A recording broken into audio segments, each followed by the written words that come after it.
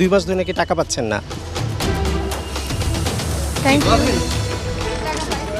2 মাস ধরে টাকা পাচ্ছেন না। জানুয়ারি মাসের পর আর বেতন পায়নি সাবজয়ী মেয়েরা। খেলাযোগে এই সংবাদ প্রচারের পরই সামাজিক যোগাযোগ মাধ্যমে তোপের মুখে পড়ে ফেডারেশন। একদিন পরই ফেব্রুয়ারি মাসের বেতন দেয় চুক্তিবদ্ধ 31 ফুটবলারকে। তবে এখনও মার্চ মাসের বেতন পায়নি মেয়েরা। অবশেষে আশার আলো দেখছে বাফুফের ক্যাম্পে থাকা নারী ফুটবলাররা। বাফুফের তহবিলের দিকে আর তাকিয়ে থাকতে হবে না। এপ্রিল মাস থেকে ফিফাই দেবে মেয়েদের বেতন। এটা নিয়ে রিপোর্টও হয়েছে। মেইনলি আসলে কিন্তু তারা পরের দিনই টাকা পেয়েছে। এটা একটা প্রসেসের ব্যাপার। আমরা যখন সাবমিট করেছি একদিনে কিন্তু বেতন হয় না। এটা দিতে একটা আমাদের 2টা সিগনেচারি আছে, ফিফার অ্যাপ্রুভাল আছে, সবকিছু মিলিয়ে।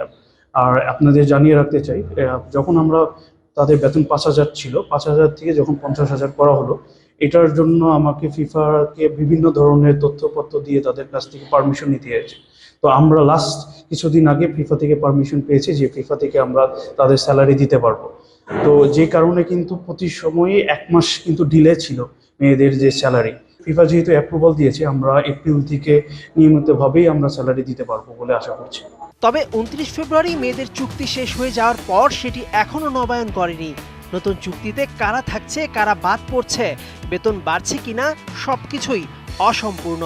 যদিও বাফুফে প্রথমে চুক্তি নবায়ন হয়নি বললেও এখন দাবি করছে চুক্তি নবায়ন হয়ে গেছে গোপনে। চুক্তি নিয়ে 2 রকম কথা, লুকোচাপা করার কারণ কি? সাফ জয়ের পর গেল 1.5 বছরে কমপক্ষে 6 বার মেয়েদের বিভিন্ন দেশে দ্বিপাক্ষিক টুর্নামেন্ট বাতিল হয়েছে। সবশেষ মিয়ানমারের সঙ্গে শেষ মুহূর্তে নিরাপত্তা ইস্যু দেখিয়ে সফর বাতিল করে বাফুফে। মেয়েদের বর্তমান ফিফা র্যাঙ্কিং 140, অর্থাৎ বাংলাদেশের চেয়ে এগিয়ে থাকা 139টি দেশের কারোর সঙ্গেই অজানা কারণে ম্যাচ খেলতে পারে না বাফুফে, নাকি খরচ বাড়াতে খেলতে চায় না, সেটাই এখন সবার প্রশ্ন। মেহেদি নাইম, 71।